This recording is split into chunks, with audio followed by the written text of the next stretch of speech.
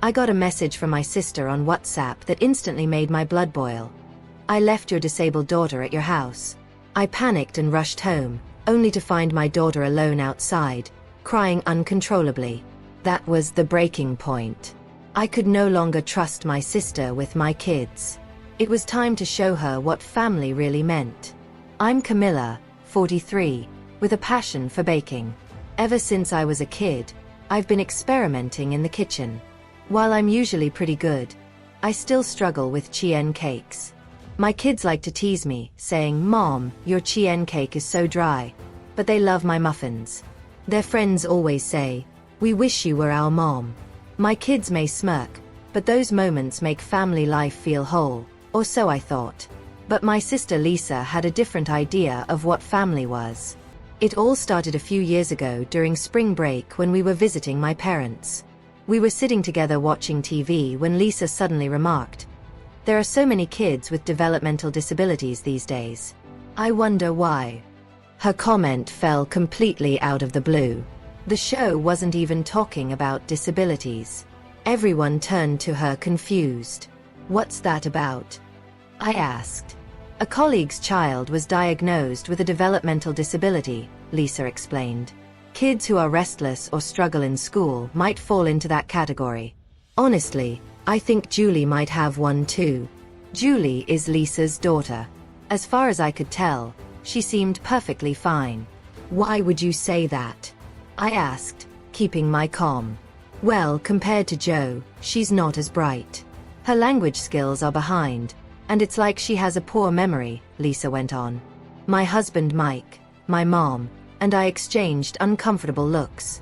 Nothing about Julie seemed off, but Lisa was fixated.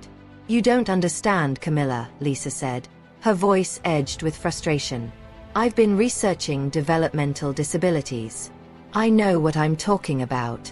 At the time, we figured Lisa would go see a doctor about it, but by the summer, her attitude changed. I was right. Julie does have a developmental disability, Lisa proudly declared at another family gathering as if she discovered some groundbreaking truth. "Did you take her to a doctor?" Mom asked, genuinely concerned. "No," Lisa replied. "But I have proof." "Proof?" Mom frowned. "Stop acting like she's a criminal," I retorted, but Lisa pressed on. "Julie starts school next year and still can't write the alphabet. She's in kindergarten." "That's totally normal," I responded. "Even my daughter struggles with some letters." "Well, that's because your daughter takes after you," Lisa retorted with a condescending smile. Tim, her husband, added, "Maybe your daughter has a developmental disability too. Like mother, like daughter." I felt my blood pressure rising but tried to hold my temper. Kids develop at their own pace. "No need to rush," I said firmly. But Lisa wouldn't stop. "Joe could write the alphabet years ago," she argued, comparing Julie to her older, brilliant son, Joe, who was 3 years older. I countered, "You can't compare them, Tim." Tim scoffed. "From a medical perspective, Julie clearly has a developmental disability." I stared at him bewildered. "Medical perspective? Tim, you're not a doctor." Lisa and Tim seemed convinced that Julie had a problem just because she didn't measure up to Joe's extraordinary standards. It wasn't just frustrating. It was heartbreaking. I had always prided myself on being well educated, having graduated from a national university. But Tim, who failed his entrance exam and ended up in a private university by default, now ran a supermarket and constantly boasted about his intelligence. It was infuriating.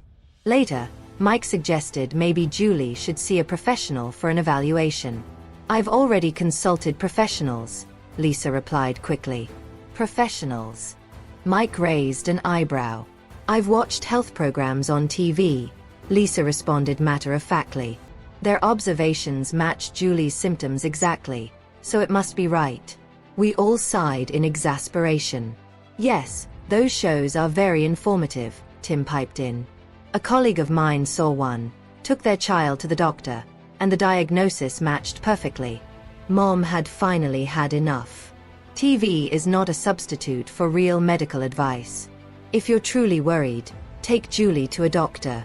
"Stay out of our parenting," Lisa snapped, storming off, dragging Tim and Joe with her, leaving Julie behind. Mom sighed.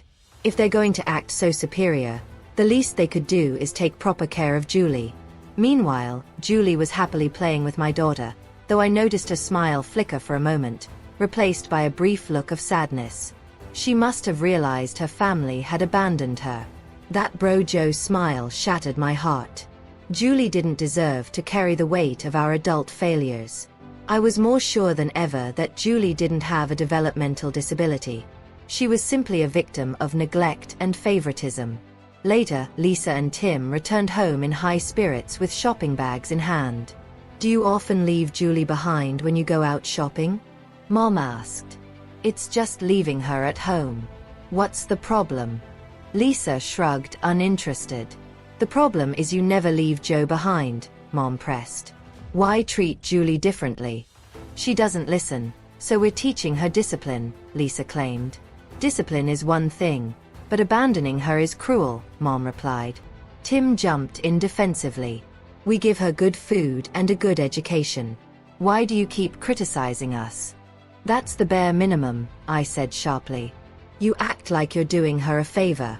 This is a family matter." "Stay out of it, Camilla," Tim snapped. "Julie is my family too," I shot back. "And as she's being mistreated, I'm not staying silent." My words clearly struck a nerve. Lisa and Tim avoided making eye contact, but their silence said it all. "If you think Julie has a developmental disability, leaving her alone is even more irresponsible," Mike added. "That's why we're teaching her to stay home alone," Lisa said, slamming her hand on the table in frustration. The arguments dragged on for hours. Eventually, Lisa and Tim cut their visit short, leaving early. Their favoritism toward Joe was painfully clear. At mealtime, if Joe's favorite shrimp was served, Cole and Tim would heap extra portions on his plate, even taking from Julie's chair. Julie had always silently accepted the way things were, never questioning it.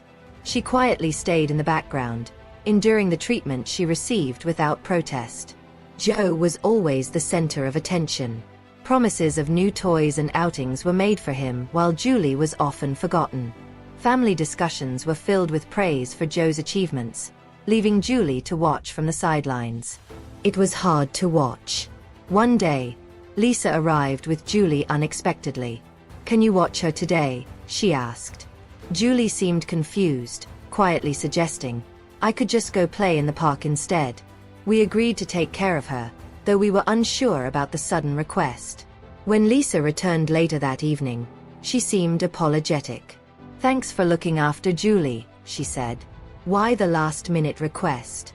I asked, surprised. "Oh, Joe had some friends over. Their mothers are doctors and lawyers. It would have been awkward with Julie around," Lisa explained. I was told Joe aback. "You're ashamed of your own daughter? She just doesn't fit in with them. What can I do?" Lisa replied nonchalantly, brushing it off as a joke. "That's no excuse," I said firmly. "She's your daughter. Disability or not, you should support her, not criticize her." Lisa's smile faded. "You've only raised one child. Don't lecture me," she snapped, grabbing Julie by the arm and leaving. This behavior became a frequent occurrence. Lisa and Tim would leave Julie with us for extended periods while they took Joe on exciting trips. They would return late, without offering any apologies, acting as though nothing had happened. It only fueled my determination to step in.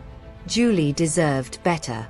One day, my frustration boiled over, and I confronted them. "I told you to call before showing up, didn't I?" "Oh, don't be so picky," Lisa dismissed me. "We're just here to pick her up, aren't we?" "That's not the point," I retorted. "You can't just drop her off without any notice. What's gotten into you? Always so cranky. Is it menopause?" Lisa mocked, causing Tim to laugh. I clenched my fists, enraged. "You need to rethink how you're raising your children." "We are," Lisa replied. "Which is why Joe is involved in so many activities, unlike your daughter, who doesn't do anything." "We respect our daughter's wishes," I answered. "She didn't want to join those activities." Well, we respect Joe's wishes too, don't we? Lisa asked, turning to him. Joe gave a half-hearted nod, his forced smile betraying his discomfort. See, Lisa said smugly. Even Joe agrees. I sighed, exhausted. Fine. Just take Julie and go. Lisa grabbed Julie's arm, dragging her to the car. Tim said nothing as he started the engine, and I was left feeling defeated. The next day, while I was shopping, I received a text from Lisa. Hey Camilla, you love Julie, right? Confused, I replied, of course. She's my niece. Why? Great. Consider her your daughter now. I left her at your doorstep. Hurry. She might be crying alone. I froze, reading the message again in shock. I tried calling Lisa, but her phone was off. Panic set in. I dropped everything and rushed home. When I arrived, my heart broke. Julie was sitting on the ground outside, crying uncontrollably. Her small body was shaking with sobs. Julie. I rushed to her, pulling her into a tight hug. She clung to me, her tears soaking my shoulder. It's okay, sweetheart. I'm here. The truth was clear. Lisa had abandoned her. My calls to Lisa and Tim went unanswered. They had intentionally cut off contact. Through her sobs, Julie whispered, "Auntie, I didn't want to be left like that." I held her close, my anger toward Lisa and Tim building. In that moment, I made a promise to Julie. I would protect her no matter what. As the days passed, Julie settled into her new life with us. Her joy, once hidden behind the shadows of neglect, began to shine. I watched her grow into a confident, talented young girl, her art flourishing as she finally had the space and support to nurture her creativity. Meanwhile, Joe found peace in a place where he could truly be himself, no longer pressured to live up to impossible standards. He formed a bond with Julie, and together, they became inseparable, sharing a sibling connection that was built on love, not competition. As for Cole and Tim, their lives crumbled under the weight of their choices. Cole, who once had everything she needed, found herself isolated, estranged from the family she took for granted. Tim, though somewhat remorseful, never truly understood the extent of the damage they had caused. The house that once echoed with superficial chatter was now quiet, empty, and full of regret. Over time, Cole made several attempts to regain some sort of control, trying to rekindle the relationship with her children, but it was too late. Julie had found her real family in us, and Joe had learned what it truly meant to be loved unconditionally. One day, while visiting the park with Julie and Joe, I sat on the bench, reflecting on everything that had happened. The sun was setting, casting a warm golden glow over the horizon. I could hear the children laughing as they played, their voices full of life. In that moment, I knew I had made the right choice, not just for Julie but for the whole family. Life wasn't perfect, but it was real. And that, to me, was everything.